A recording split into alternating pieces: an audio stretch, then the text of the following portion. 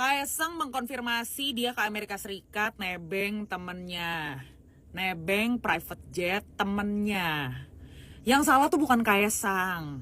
Yang salah tuh kita. Kita paling banter kalau nebeng teman kita tuh apa sih? Beat, Mio, Vario. Kalau mobil paling Honda Jazz, Mobilio, Avanza. Paling top-topnya lagi mobil listrik lah kalau zaman sekarang. Yang salah tuh kita. Kenapa kita nggak punya?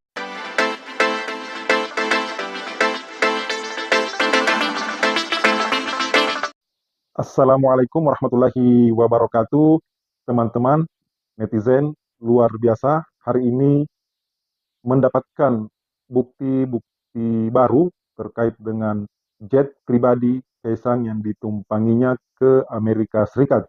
Termasuk netizen juga membongkar dan makin mendekati kebenaran siapa sesungguhnya pemilik akun Fufu Fafa. Dan ini menyerang dua orang bersaudara sekaligus. Kita saksikan bagaimana kehebatan netizen.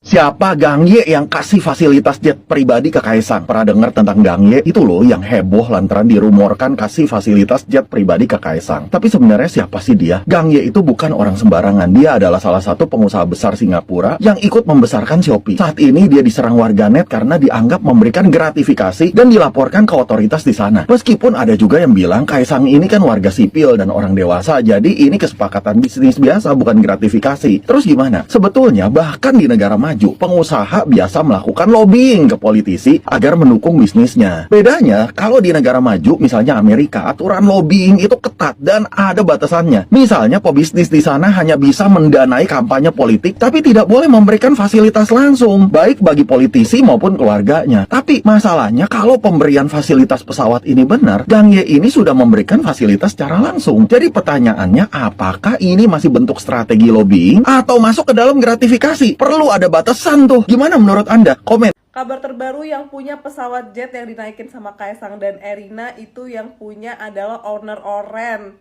sama game yang invest ke Solo.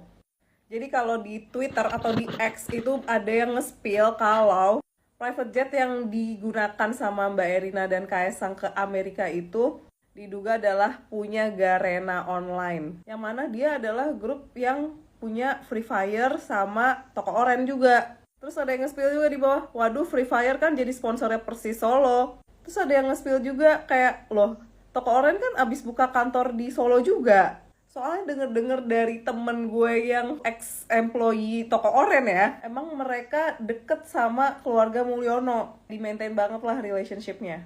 Bahkan toko Oren tuh mereka baru aja nge-layoff ribuan employee di Jakarta. Terus jadi mereka open office baru di Solo untuk efisiensi. Yang mana kan kalau misalnya di Solo kan UMR-nya lebih kecil kan daripada Jakarta. Terus kan orang jadi cocok logi ya, jangan-jangan ada hubungannya nih sama TikTok Shop yang tutup waktu itu. Jadi ya memang persaingan dagang aja.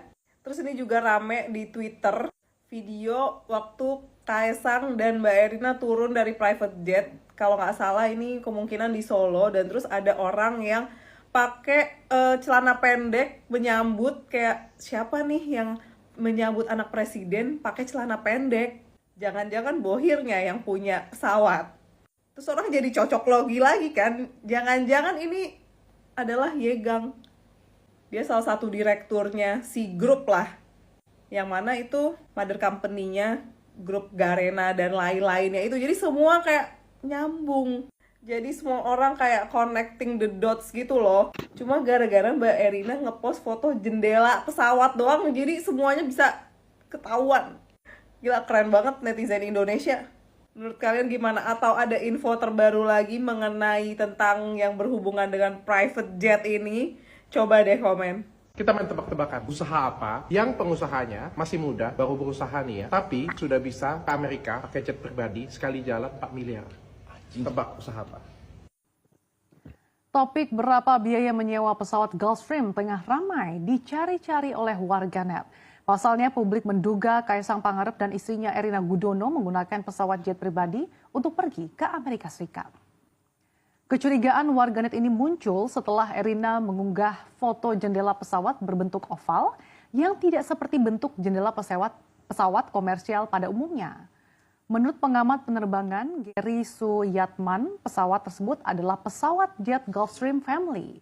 Melansir dari Air Charter Advisor, biaya sewa pesawat Gulfstream ini beragam tergantung jenisnya. Untuk pesawat Gulfstream GI280 yang berukuran medium, harga sewanya dipatok Rp106,47 juta hingga Rp125,26 juta per jam.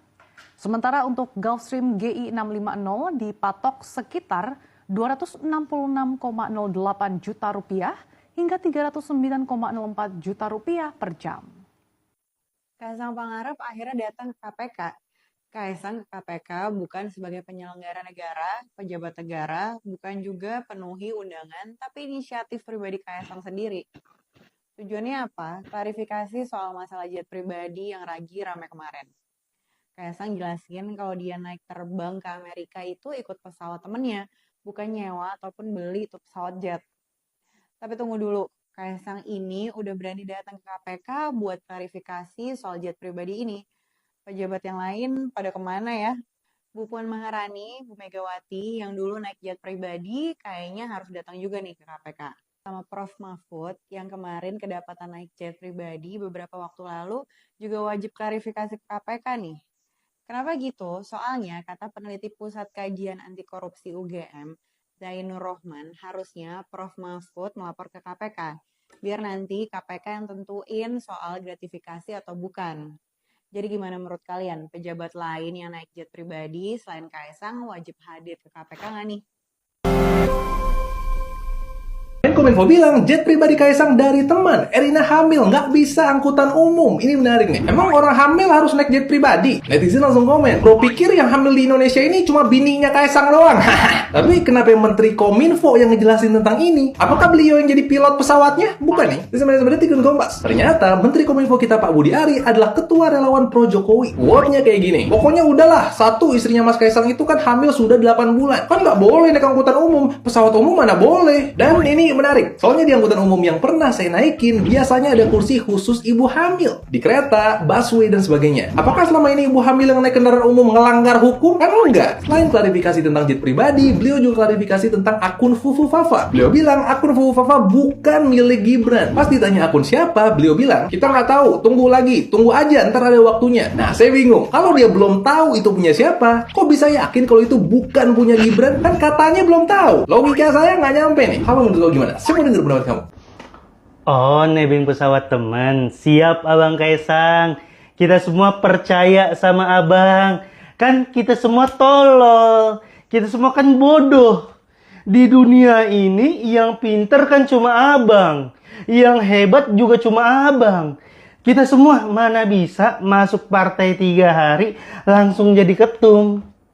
Kita semua mana bisa bisnis jalan 1 tahun langsung dikasih dana 30 miliar. 2 tahun kemudian dapat lagi 100 miliar. Pokoknya Abang yang paling hebat lah Bang. Abang yang paling mantep.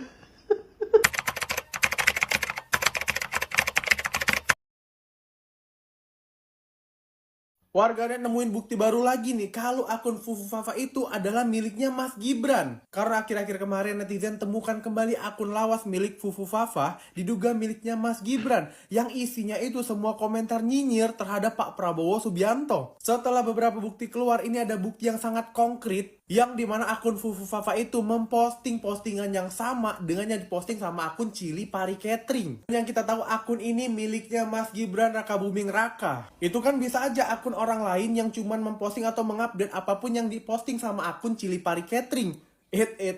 Tenang. Buktinya nggak cuma cukup di situ kok. Di akun Fufu Fafa dia itu memposting sedang mencari gunting stick yang mirip gunting pik itu di mana kata dia. Dia memposting pada tanggal 3 November tahun 2014 jam 8. Sedangkan akun Chili Pali Catering dia memposting hal yang sama, beli gunting yang kayak di stick gunting pik di mana ya? Pada jam 11 tanggal 3 November 2014. Ya nggak mungkin dong akunnya Fufu Fafa itu mempunyai mesin waktu gitu. Karena duluan dia yang memposting ketimbang akunnya Chili Pari Catering. Jadi guys, gimana menurut kalian? Apakah benar wakil presiden terpilih kita Bapak Gibran dulunya tuh sempat menghina-hina Pak Prabowo sebagai presiden terpilih kita di 2024 ini?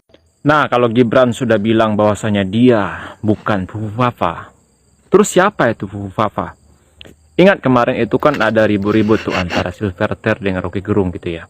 Nah, sebelumnya itu kan Rocky Gerung itu pernah menyampaikan sebuah prinsip, yaitu prinsip parsimoni. Itu metodologi yang dicetuskan oleh William de Ockham gitu. Prinsip parsimoni mengatakan bahwasanya di antara semua penjelasan, semua metode yang kita temukan ternyata rumit, ya, berbelit-belit dan segala macam, maka kita harus mengambil kesimpulan yang paling atau argumen yang paling sederhana. Dan di situ bisa kita temukan siapa itu Fufu Fafa. Orang bilang bahwasanya, wah mungkin itu adminnya gitu. Itu mungkin orang lain ya, dia dibajak dan segala macamnya gitu. Coba kita lihat. Kita kalau mau lihat metodologi untuk mengambil kesimpulan itu sangat rumit sekali. Siapa itu adminnya gitu ya kan? Siapa itu orang yang hack itu? Apa indikasinya dia itu kena hack? Itu kan nggak susah gitu kita temui. Nah, sekarang yang termudah adalah ya netizen sudah melihat beberapa menyinkronkan antara beberapa tulisan yang ada di Kaskus sama yang di Twitter. Nah, kira-kira kalau kita mengambil pakai prinsip parsimoni, kita tahu bahwasanya Fufu Fafa adalah Gibran itu sendiri. Apakah nanti 20 Oktober kasus ini atau isu Fafa Fufu Fafa Fufu Fufu Fafa Fufu Fafa ini akan selesai? Kelihatannya tidak akan selesai karena diniatkan betul oleh si penggoreng supaya kasus ini ada di dalam sinyal publik dan terus-menerus sinyal itu dinyalakan untuk mencoba membatalkan Gibran. Dan sudah terang-terangan terlihat bahwa ada mulai tuntutan yang lebih eksplisit supaya Gibran dibatalkan, Prabowo yang dilantik. Tetapi kita mau antisipasi itu juga dari perspektif Pak Prabowo. Apakah itu membahagiakan atau justru mencemaskan dia?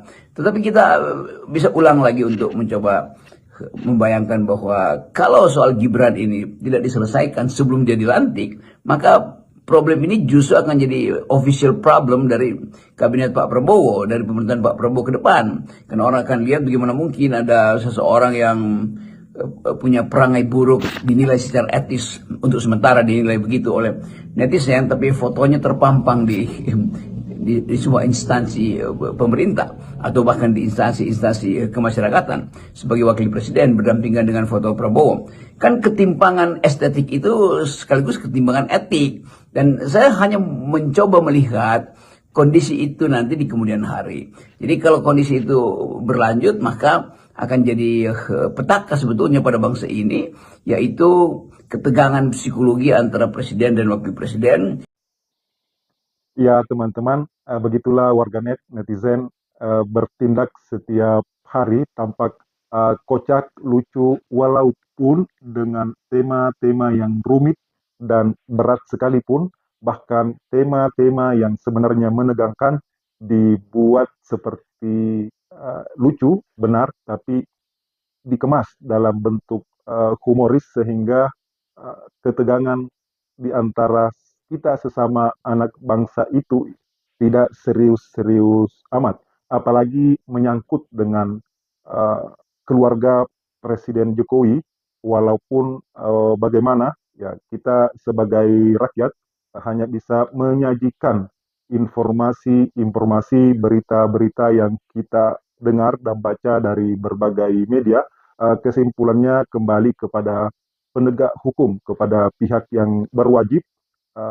Siapa sebenarnya pemilik akun Fufu Fafa itu, termasuk apakah di balik jet pribadi yang ditumpangi Kaisang itu merupakan ada unsur gratifikasinya. Ini kita masih menunggu seperti apa selanjutnya, tapi itulah netizen warganet menghibur kita semua di dalam tema-tema yang menegangkan ini, dikemas dalam bentuk humoris, dan kita semua kadang dibuat tertawa, dan di dalamnya ada yang valid, ada juga yang masih diragukan kebenarannya. Sekian, Assalamualaikum warahmatullahi wabarakatuh.